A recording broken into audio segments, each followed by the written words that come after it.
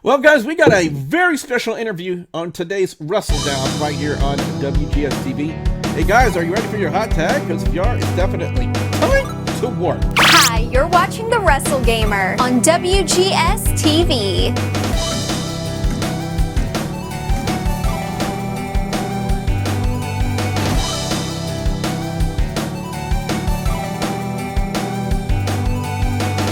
What's up, guys? I'm the WrestleGamer. Welcome back to another episode of WrestleDOWN right here on WGS-TV. And joining me on this very special interview, guys and gals, first off, you know him as the Studly Man, Ashley. Ashley, how you doing? If that time to warp gets any higher in pitch, Billy, you're going to be only heard by dogs. Maybe, maybe not. Only time will tell. Well, anyway, guys and gals, we got a very special guest here. Longtime friend, first time here on the show. Former 32 times, you heard me right, guys, 32 times world champion. Ladies and gentlemen, he is the one, the only Mr. Chris Rocket.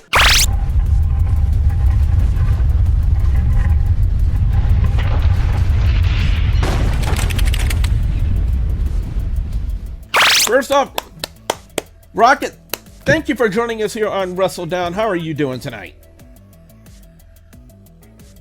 Well, thank you, sir. It's an honor and privilege. Thank you so much, Billy. Everything you do is always first class. So I'm just happy to be a part of this, and it's nice to meet your friend who keeps disappearing from his chair. There he is.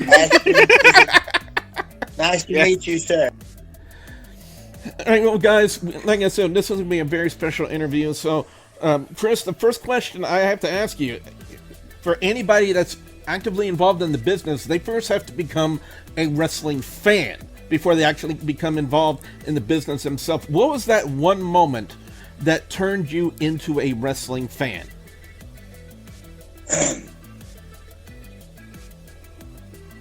First thing I ever saw, I saw Hulk Hogan and Paul Orndorff, and he had turned on Hulk Hogan, and I was, what?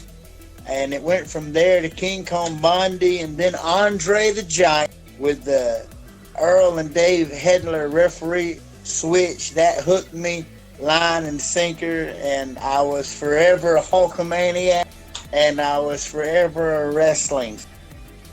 Yeah, because I don't believe at that time it was known that Earl Hebner had a twin brother named Dave Hebner, which is how I believe World Wrestling Federation was able to pull off that switch. But what was the one moment that you decided to become a professional wrestler yourself?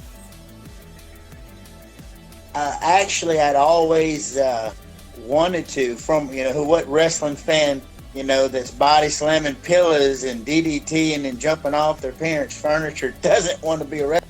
But it never materialized for me, Billy, because I simply was not in a place to where my region, Central Louisiana at that time, had no wrestling schools of any kind or anything like that. It wasn't until I found myself in Morgan City, and I went to the gym, and I was actually pastoring a church in Berwick, right, which is right next door to Morgan's. And I went to the gym, and I met a guy who someone in my church talked about. His name was Mustang, and someone pointed him out to me, and I walked up to him and said, "Hey, I want to be a wrestler." And he did what we're all supposed to do. He just kind of, "Yeah, sure, kid," and shrugged me off. And I went and I did that. That happened twice, actually. And then I met Psycho Mike, and he brought me to his house, into his ring in his backyard there, where he trained folks for GCW. And I took some bumps and did a few things, and he said, "I got to call my friend." He called Mike, which ended up being Mustang, and they ooh and ahhed over me, not ever having done that before, and thought I had natural talent. And Mustang got in the ring from me and with me and trained me, and it was all downhill from there. Downhill. Well, let me ask you this question. What were some of the things that you learned on that day that you never knew about the wrestling business before? It hurts. It hurts to hear someone say that, wrestling is fake. I can't hardly walk today. I've been in the business about 15 years, going on 16. Between football and wrestling, I feel it every morning when I put my feet on the ground. If I'm in a vehicle any length of time, I feel sometimes I'll just be walking with my family down the street or somewhere, and my knee will just go out. I feel every bump every day. So I didn't realize at the time that, it's definitely not a trampoline. It's definitely not a bed, and it hurts. Those bumps hurts. That is steel and wood, and the mat is usually about yay thick. In fact, for Mid-South Wrestling, Big Joe, we wrestled on carpet. That was the mat, a little thin piece of carpet. So I think that a lot of wrestling fans don't realize and probably take for granted that the guys that are out there every weekend performing for them, they are performing under very extreme circumstances, and it hurts. To answer your question, it does hurt. Now, I understand getting in there and learning the moves is one thing, but that's just one aspect of being a professional wrestler. A lot of people don't know there are many multifaceted aspects that goes into what we call the business today. And I think one of the big key elements is what kind of a character you are. If you guys notice, I refer to him as Chris Rocket or The Rocket for many years here in Louisiana. And in fact, guys, if you go back on my channel here, you'll be able to watch some of Chris Rocket's matches right here. I have to ask you, how did you go from Chris to The Rocket? How did The Rocket, how was he born? As I stated, I played football for many, many years, and I was very fast. I ran a 4.2 in the 40. And one of my teammates saw me chase a guy down from the other side of the field and save the score, save the touchdown. When I got back to the sideline, he said, "Man, you look like a rocket shooting across the field." And from that point on, every time he saw me, he just called me Rocket, and it caught on, and it just became kind of like a nickname, Rocket. And so when it come time for me to pick a wrestling name, I've always been Rocket. And so that I'm going to be Rocket. And that's where it was born from, where it generated from. I've heard it said that a wrestling personality really is that person's real personality just blown up about 100 times. Some people have characters like the Repo Man. Remember him? He Yes. was the thief that he played that part. The Honky Tonk Man, the Elvis impersonator. Some people have characters. I don't have a character. I'm me blown up, if that makes any sense. I'm just me blown up. And I'd like to think I took a little bit from Hulk Hogan, Randy Savage, Dusty Rhodes. I took different things that I liked from different ones and used them. Ric Flair, you'll hear him a lot in my promos, the best ever, attitude. Mm-hmm. And so I'm Chris Paul. Rocket is Chris Paul blown up about 100 times. Interesting little side note. I don't know if people remember this, but Barry Darso, which I believe was Repo Man's real name, he was also Smash from Demolition.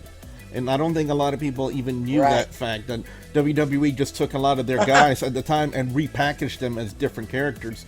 And I guess I would say back in the 80s and around that time, it was quite easy for them to do. Not so much these days in the professional wrestling industry, but I've got to see, there have been many, many different incarnations of promotions.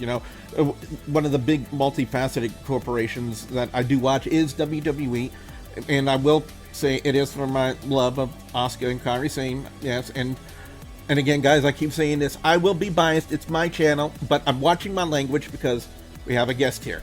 I would go a lot further than that, Chris. I'm just telling you that right now. I got to ask you, you've worked... Talk about your very first match, going in front of a crowd.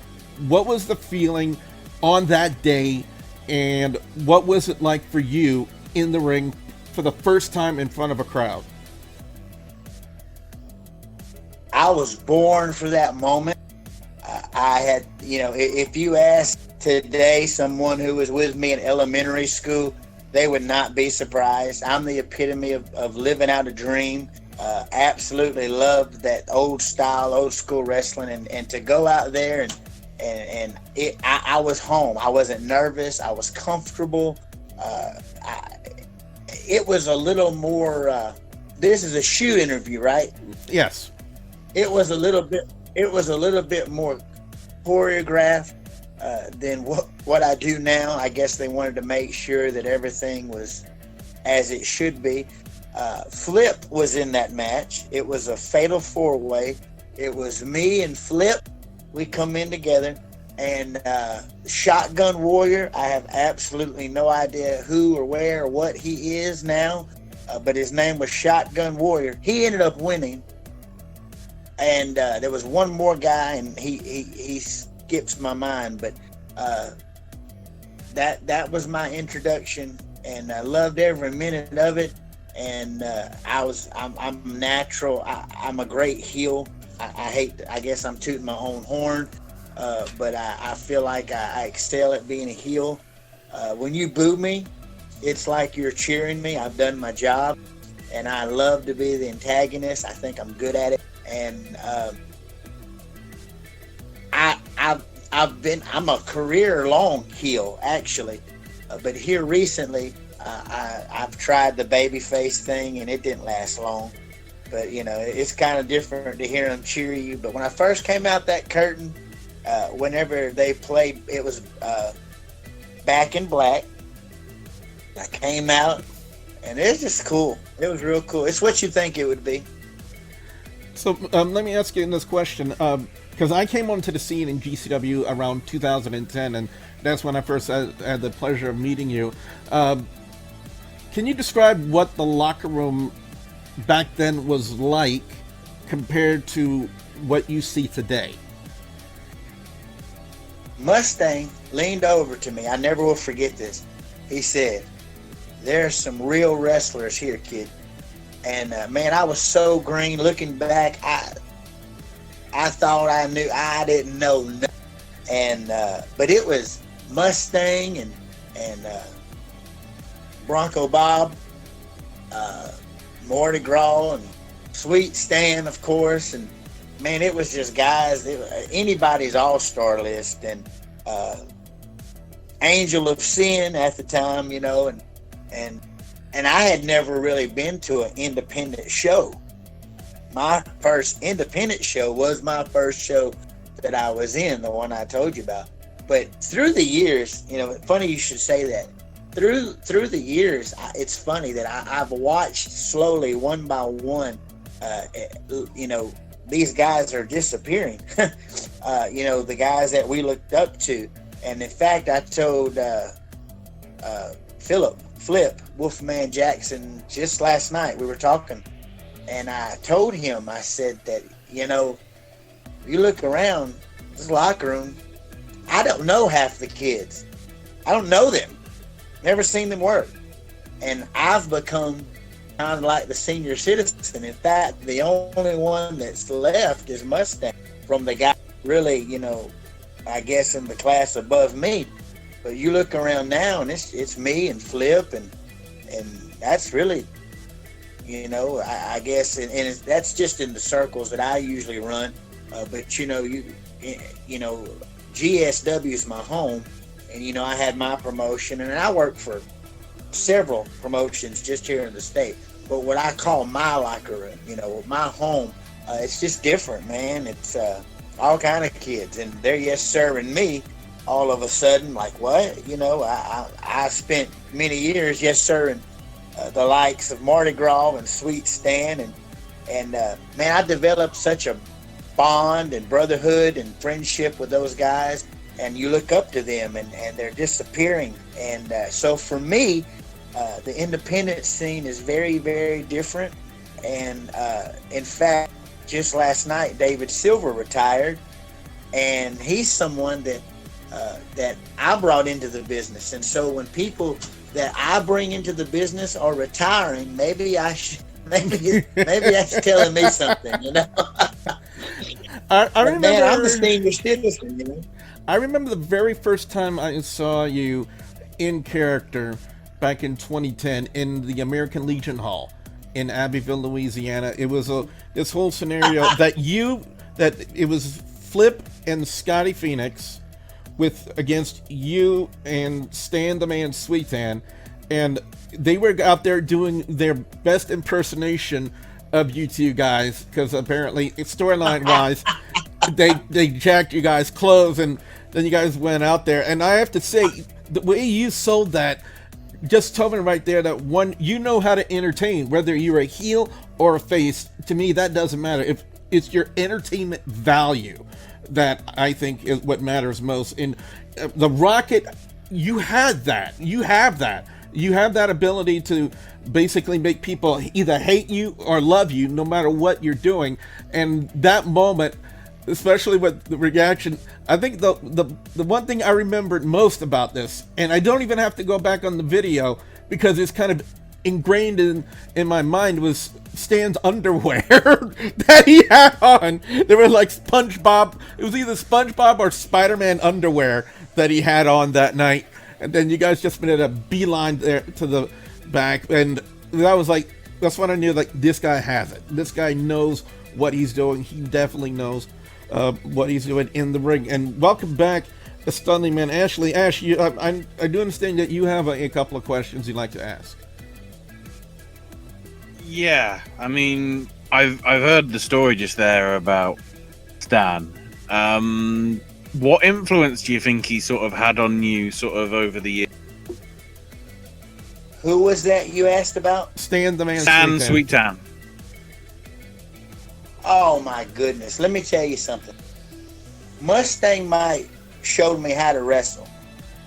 Stan the Man took me aside when he didn't have to. He took me aside and he taught me the business aspect of wrestling. What he's taught me is so valuable.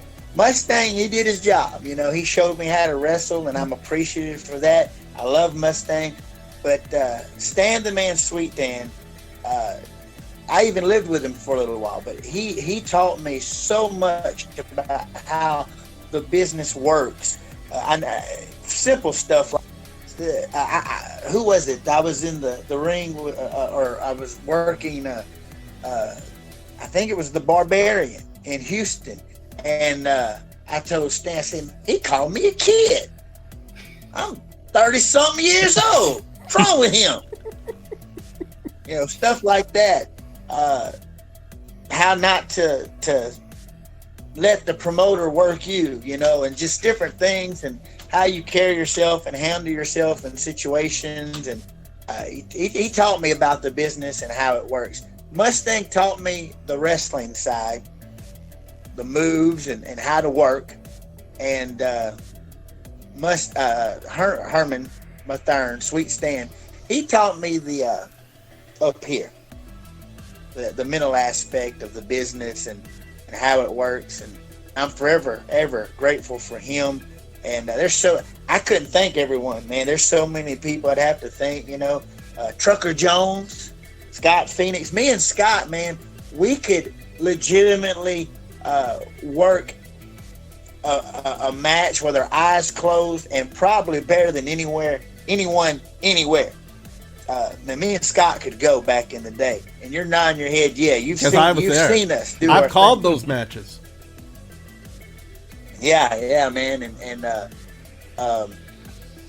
gosh, man, I'm not even gonna get into naming names of guys I've worked, but you know, I'm gonna say this, since we're talking about it, I remember thinking early on, man, if I could just wrestle for GCW, you know, here and there, and who knows, maybe find another promotion, I would have been happy with that. I had no idea, Billy, that this thing would take me all over the world. I've wrestled in Japan on television. Are you kidding me? I've wrestled the people I idolized and grew up with, watching, Hacksaw Jim Duggan, the Road Warriors, I've met Ric Flair because of this. Hulk Hogan, and I've worked and wrestled with people like the Genius and the Rock and Roll Express. I mean, throughout the years, man, I have met these people and worked with these people.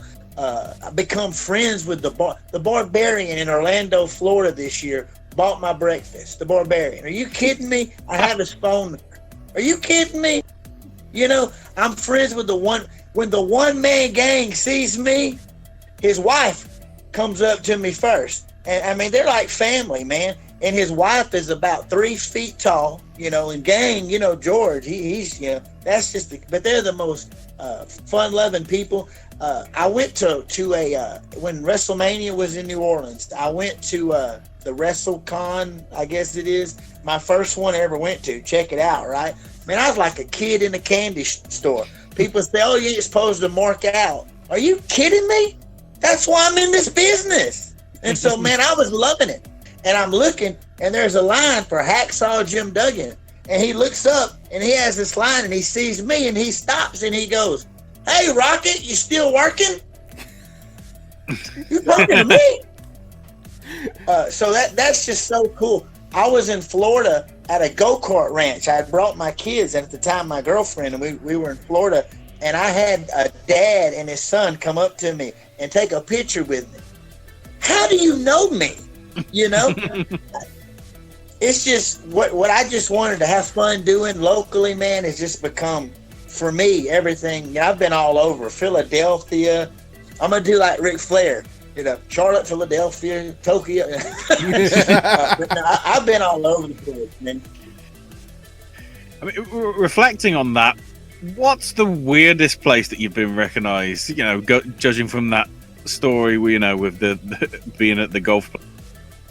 That was pretty weird. But I was in a town in Louisiana, and I'm healing at the time, right? And this little kid walks up to me. I mean, little kid, and he taps me on the waist because he can't reach, and he goes, "Are you the Rocket?" And I'm like, "What do you think, kid?" Full Rocket, full blown. And I got so much in trouble with my lady friend at the time for that. But it was the shoe store, Payless, I believe it was. Just odd things like that. That's just one example of several of just random stuff, And I want to say this to anybody who, if you've booed me or cheered me at any time, thank you. And if I've ever talked about your mama, or if I've ever told you that your girlfriend was going home with me, I apologize. Okay, I was just doing what I was supposed to do. Okay, to the fullest. But that's not me. Really, it's not. Oh man. And one more thing. The 32-time championship, that's a shoot. I earned every one of those belts. Anyway. You won't get no argument from me. I'm starting to get in that rocket. I'm starting to get in that rocket zone, see? Next question. You talked about sort of Japan. What other sort of memorable experiences have you had internationally outside of sort of North America? The Funks, Dory Funk, had an event, if you will. That's my Dusty Rose impression, baby. And he had an event, and I was just fortunate enough to be a part of that. And it was televised there in Japan. Oh wow, man! But look, if you guys laughing, if you want to laugh, You ought to go on the road with me and Trucker Jones. Oh, road story time. Oh yeah. Oh yeah. We gotta have a road. We have to have a road story now. He could tell it better than I could, but something happened to that front bumper, and I was so mad at him because I told him he's gonna blow the motor because he kept stomping on the vehicle. We were going to Houston, and we actually were wrestling the Powers of Pain that night. Well, Kevin Northcutt was with us, and something happened to the undercarriage and the bumper, something. So we had to stop at the store every few miles. Stop on the side of the road every few miles and refix the bumper till we finally found a store. And the only thing they had was some fishing string. You know, the thing you put the fish on? And we tied that bumper. I knelt down in glass. Ooh. We tied the bumper together. By the time that trip was over, Trucker and I was about to kill each other. Just random acts of God that took place. That's my most memorable. But Sweet Stan can fart really loud. Oh my God. Mardi Gras, Stan, Trucker, Scott, we were all sleeping in the same room. Dear God. And can cut some logs, son. we was in Shoney's in Morgan City, and Stan, he loved the soup, and he went there and he was about to get him some soup, and the lady, you know, they go and instead of taking the old soup out and putting the new soup in, the lady mixed the new soup with the old soup, and Herman had a fit. He cuts his promo on this woman right then and there about how you don't mix the old soup in the new. He'd have made a great preacher. He would have. But, man, just stuff like that, man. The one-man gang driving down the road in the middle of the night, going to the next town. Everybody in the back is asleep. Stan, Kevin Northcutt, one-man gang driving. And all of a sudden, in between towns, it's probably midnight. And all you hear is the one-man gang scream, "I'm the one-man gang!" And he cuts his promo about where he's going and names the town, and everybody just comes alive and just, oh my God. Oh my God. The thing is, I can see that in my head. I can see that in my head. That's why I'm laughing so much. I can see it. Oh man. Ash, anything else you would like to ask?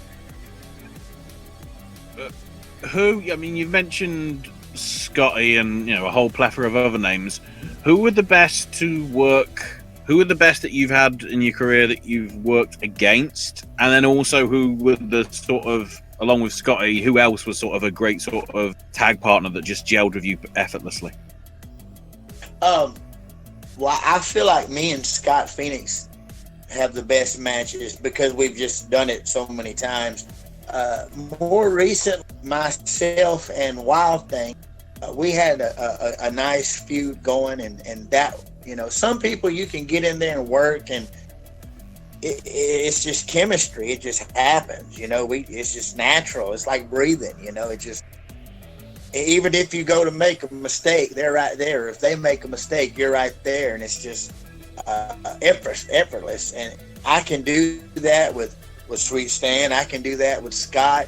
I can do that with there's a few people like that you don't really have to.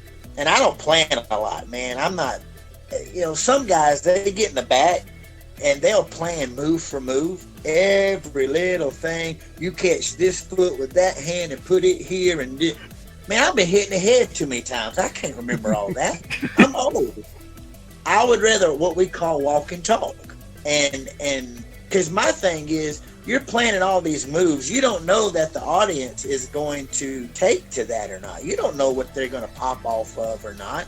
You know, you're planning this story that might not be the story that they're ready for right there. So I would rather just, you know, go out there and call it in the ring, as they say. That's my cup of tea. And there's a few people who do that really, really well. If I had to remember every move of the match, I would not be in this. That's why I love independent wrestling. I could not work in WWE. They'd fire me after the first match because I'd talk about somebody's mama just because it was the right thing to do. I would work the crowd. In WWE, you work the camera and they got all that planned out. And someone's asked me, why you never tried? I've never tried to this day to do any kind of, WWE TNA thing, or I did TNA one time, but I never really tried because that's not me, man. That's not fun to me. And when it's not fun, I don't want to be a part of it. Now, I would love to see how the machine works. I would love to go backstage and just see how the gears turn, if you will, baby. But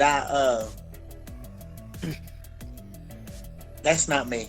But to answer your question, as far as teaming, well, I mean, there's none better than me and Trucker Jones. And me and Mustang have a good match together, and we tag well together. But me and Trucker Jones, man, that was just like socks and shoes, coffee in a cup, hammer and a nail, Trucker and we've won multiple tag titles all over the place, but we tagged very, very well together. And there's a few kids coming up now that are going to, I thought about this. What's going to happen when Mardi Gras and Sweet Stan and Big Joe retire and all these senior citizens leave us? And they are. And it's like, okay, well, we got this, And it's funny, Billy mentioned what he mentioned because that was the first time where were we, Billy? Abbeville. Yeah, Abbeville. That was the first time me and Scott Phoenix, we were the main event, and we were it. I mean, there was no, at the time, anyone with name notoriety there, and we carried the show, and we've been doing it ever since. And now I think, well, what's going to happen now? When Mustang leaves, he's supposed to be wrapping up here pretty soon, and I'm not far behind him, and what's going to happen? And the answer to that is they have some really talented coming up. And you know what? You don't have to go all over the world to find good wrestling. It's right here in Louisiana. Louisiana is full of great athletes, great performers, great entertainers. Let me ask you this. You made mention of the fact that you wouldn't want to do anything with WWE or TNA, but what's your general opinion about All Elite Wrestling and what they've been doing? Can I talk to you about WWE first? Yeah, sure. Yeah. Sure. I have seen some of AEW. I like it better, but I like NWA a whole lot better. The studio audience thing brings me back. But wrestling, what WWE, Ricochet, man, that guy can go, can't he? He's such an athlete. But he belongs in the circus because what he does isn't wrestling. That's acrobat, and it's entertaining, and maybe that's what it calls for today. Maybe that's what people are into. But to me, that's not wrestling. You're not going to see him do too many chain wrestling moves, Now, I'm in awe. I wish I could do that. I would be doing it too if that's your thing, He's great. I mean, he's a great athlete. Don't get me wrong. But what I see in WWE really isn't wrestling anymore, Me and Sweet Stan, we can work a pinky. And at the end of that match, do a body slam. And the crowd will go absolutely crazy and get the same reaction that Ricochet will get from going flippity floppity flop flop flip. That's how you work. AEW, I like it better right now. I love what they're doing. I'm glad that they're trying. They're trying, and I think at the end of the day, it's going to make all wrestling better because WWE will have to up their game. And same thing with the NWA. And I just like NWA because it reminds me of when I come up, as a kid with the studio audience. Yeah, it's very much like the old school World Championship Let me tell you Wrestling what, stuff from like I the can see mid y'all's 80s. faces. I can see y'all's faces on this little camera thing right here. Y'all didn't take too kindly to my Ricochet comments, but it's still the truth. That ain't wrestling. No, it's not going to be to everybody's taste. You know, I know some people didn't like the hardcore nature of Moxley and Omega from their pay-per-view, about a month ago. But I thought it was sort of very good storytelling with the situation that arose from it. With the only way that Moxley could sort of get over is having to sort of do the hardcore stuff, but it was seen so hardcore that it never happens again, so it becomes a sort of special environment. And the same also with go ahead Rocket. No, I'm sorry. I think that the problem with WWE is when they went public, and now there's only certain things you can do, and I think people are tired of it over and over. And you guys watch this stuff more than I do. Let me ask you a question. Mm-hmm. Why does it seem they have the heels who should be the faces and the faces who should be the heels? Do y'all notice that, or is that just me? From my point of view, I think it's WWE. The fans today were getting tired of the way that the product was being presented. They looked at this character who's supposed to be a babyface, but they're getting tired of the character itself because they felt it was dry and it was stale. And when they start doing these big major changes, like the one they're doing with Bayley over on SmackDown, and then on NXT just recently Dakota Kai, and there's also probably one of the most famous, probably one of the most popular changes in NXT with Io Shirai. The Genius of the Sky, when she turned heel, she just became massively popular, and I think it's all because they're giving the fans the attitude and the character that they want to see out of the person, regardless if they're a heel or a face. They want to see that fresh change. They want to see something new and something that would work for that character. And I think that's with some of those characters. Those are the reasons why. I mean, that's just from my perspective. I'm not going to speak for Ash. I'll let him speak for himself. But from my point of view, I think it's because the character they had was like stale. They wanted something new, something fresh, something different. And then when they had the heel turn, like I said, like Io Shirai, Bayley, and all of them, that's what WWE's been wanting to see. That's what the fans have been wanting to see. And Vince McMahon decided to pull his head out of his rear end and decided to do it. Now, will it last in the long run? I think only time will tell. But Ash, how would you respond to that? I honestly think WWE responds about 6 weeks too late to everything. Yeah. In most cases, like somebody's over as a face, they don't push them, so they just stay sort of mid card, even though they're clearly over. Like with the Rusev thing, and then with the Rusev thing, oh well, we're going to punish him, so we'll bring in his real life wife into the storyline and have him having an affair with Bobby Lashley and whatever, and it's sort of utter dire. And then in other cases, you've got heels like King Corbin, but the writing is so bad for them, it's like you're ambivalent to them. You've either got heels that are sort of people don't care about and faces that people don't care about, or like completely the opposite of what they want. Every time WWE wants to make somebody the guy or the girl, more often than not, it's all being done and people see through it. They've seen so much wrestling, they get so much content. I mean, look how many shows WWE does. Not even including, the Raw and SmackDown. You know what? You're absolutely correct. I think it's a combination also of the fact that there's way too many pay-per-views, which I know that's money. But back in the day, you built the storyline. You only have a few weeks at this point in time to build a storyline, and it's on to the next thing. Well, you can't help but have done everything already 2 or 3 different ways, 2 or 3 different times, because it's too much, I think, personally. The machine is killing itself. That's what I think. And case in point, actually, yesterday. Starcade. Absolutely, I'd say below average. Which, when you think of the name Starcade, you don't think below average. From at least back in the day. The match that they had, it was supposed to be last man standing between Lashley and Rusev, with the feud that's been building for the past, I'd say 6 weeks, Billy, roughly on television. Roughly. Will take. Roughly. Maybe a couple of months. I would say the week after the season premiere. So that would be about 6 or 7 weeks. They did the matches, last man standing match, on Friday night at the house show and Saturday night at the house show. And pretty much the same thing that happened there happened Sunday with the whole, I have a restraining order, so Rusev can't be here. Referee call for the 10 count. So again, because of word of mouth, because people obviously share the results online and whatever to the dirt sheets and stuff, it's like they're already giving away the hand.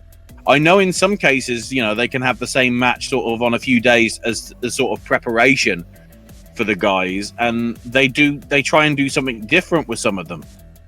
But in the situation like that, it's just monotonous and predictable, and clearly they're doing it as a teaser because they've already announced locally in Minneapolis that they're having a Rusev versus Lashley match there. So of course they're not going to do the payoff on a show that not many people's going to watch. I mean, the crowd there, I mean, the top tier of the seats look like, tickets for I don't know, Aesop's Fables live at Madison Square Garden or something like that. This is like, tumbleweeds going, hello. And what irks me the most about this storyline, I know we're getting a little bit off topic from our guest here, but what irks me the most about this whole angle with Bobby Lashley, Rusev, and Lana is Vince McMahon has actually gone on record by saying that he thinks that this angle is one of the best angles in WWE. He firmly believes that all the negative response that they're getting, not just from the fans, but from podcasters and YouTubers such as me and Ashley, he thinks that this is good because he thinks it's building up heat for Lashley when he could not be even more wronger than he can. I think when I look at the angle, I just want to just take a fork and stab my eyes out. Bobby Lashley cannot cut a promo to save his life. And what has Lana done? Not really too much, but again, this is just my personal opinion. Lana, I don't know, she's just a pretty face. And Rusev is semi-decent cutting a promo. I'll give him that. He's semi-decent. Now, can Lashley work in the ring? Yeah, he can. So can Rusev. But can Lashley cut a promo? No, he can't. But what have we spent the last 5 minutes talking about? WWE. No. Bobby Lashley and Rusev. And people talking about. Mm-hmm. So look, this is a shoot interview. Let me, if you want to know the dirt on somebody, if you want to know how somebody really is backstage, this is the time to ask, because I'm gonna let it all out right now. What's up? Who you want to know about? Who's a butthole? I'll tell you who's a butthole. Who don't wear deodorant? Who don't wear deodorant in the ring? I'll tell you that. Who has to go? Who has to go over their match 50 times before we go out there? I'll tell you who it is. What you want to know? Let's shoot, baby. Look, who doesn't clean enough? Let's shoot.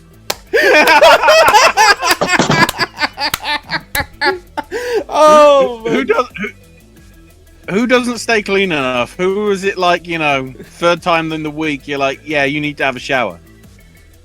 I can't tell you that. Oh, man. Everything has been wounded down. There's some wrestling etiquette. Deodorant, body odor, clip your nails, there's a few things that needs to be done. But let me tell you, there's nothing better than picking somebody up to body slam them you know, and they ain't washed their gear in about a month. Oh. Oh, man. That's exactly what I said. That exists. People don't think like that. But these are real people we picking up, throwing around, and they stink sometimes. Jeez. Some of them smell like a girl. Killer Shane smells like a woman. I think Killer Shane wears that, is it Sure? Or what's that female deodorant? It's pink, I know that. I don't know. Probably. I'm trying to, because the problem is all the names over there are different to what they are over here. But it's something like Sure or Degree. It's pH balance. Oh, I for a woman. That might be it. It might be Sure. It might be.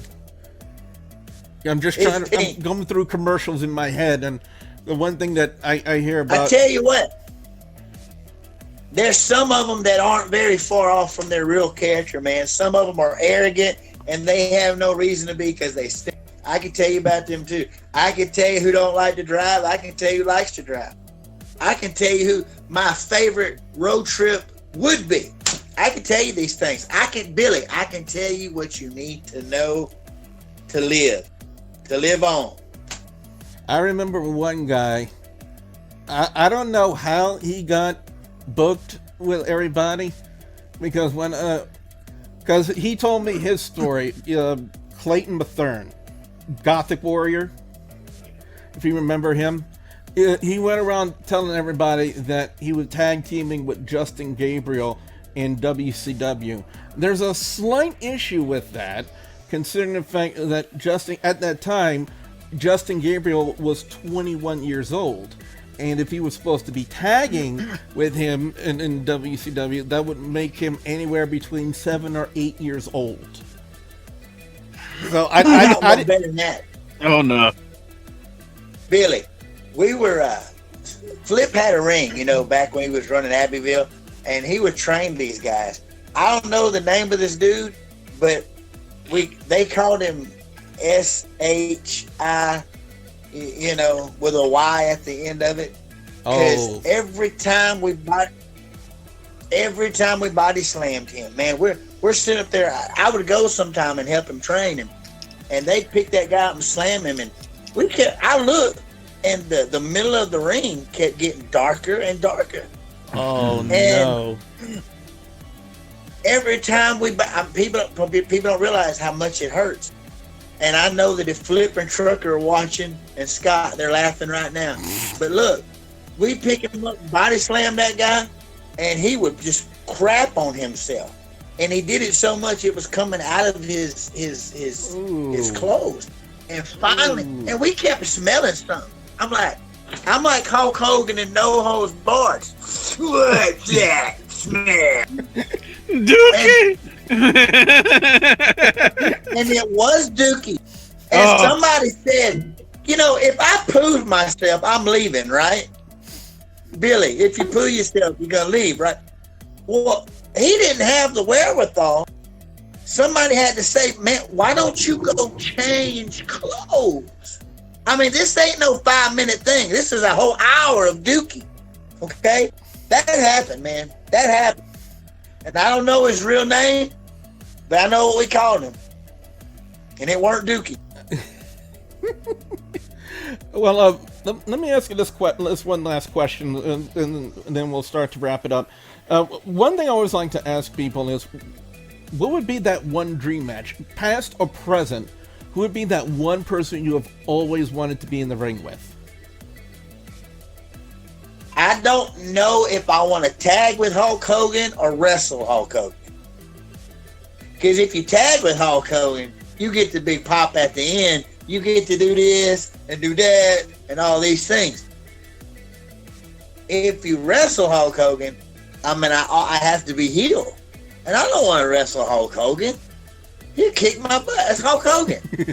But it would definitely be Hulk Hogan, followed, not close, but next in line would be Flair. And then it drops way down, Me and Macho Man would have had a heck of a match. Oh, I agree. 100%. You know, Macho Man And Randy if there Savage was was one of the anybody best I wanna promoters in the entire, and he was like miles ahead of everybody. And I do remember watching a documentary on him that he literally said before he started adopting the Macho Man character that he was nervous about how he was going to go cut his promos. And then you've gotten such gems as the cup of coffee promo about Ricky the Dragon Steamboat, the cream of the crop one as well. He's had some of the most iconic promos ever in wrestling history, and it's still talked about to this very day. In fact, on my Twitch stream, I have several of his promos as ready to play clips for people who are brand new to the stream and don't know what we do on the channel. And they get astounded with what they see from Macho Man. Ash, any final questions you would like to ask?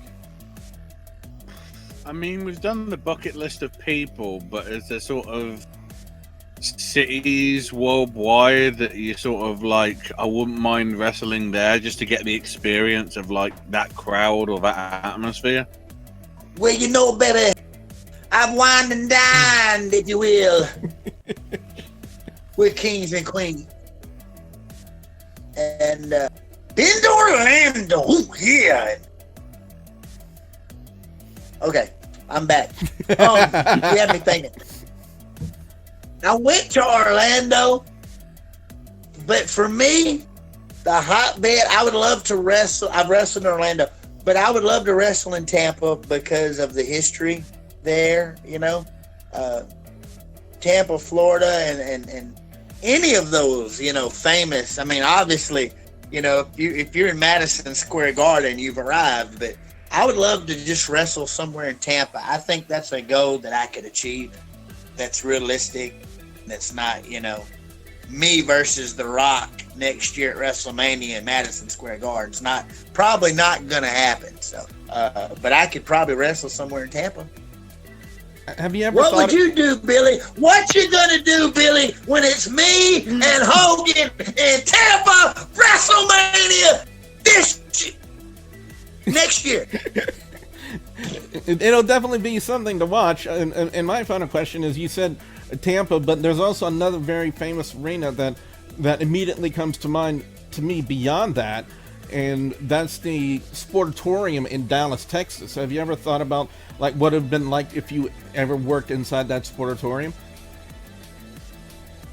Yeah, that'd be pretty cool too. Yeah, it's unfortunate that I couldn't go to Greensboro, but you know, but the Sportatorium would be really cool. The Superdome would be cool, you know, but I don't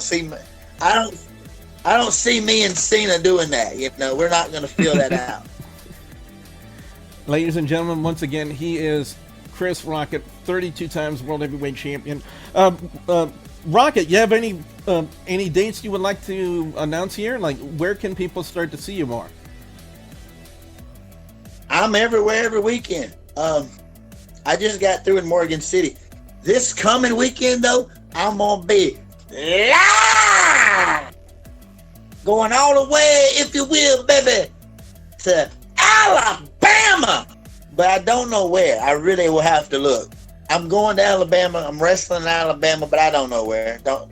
I have no idea. My wife handles all that stuff. I just go along for the ride, and I get out and I put my shades on with my boa, and I pump my gas in the car just to get looks, and I get back in and take it off. Well, like I said, ladies and gentlemen, he has been our very special guest here on WrestleDOWN tonight. The one, the only Chris Rocket.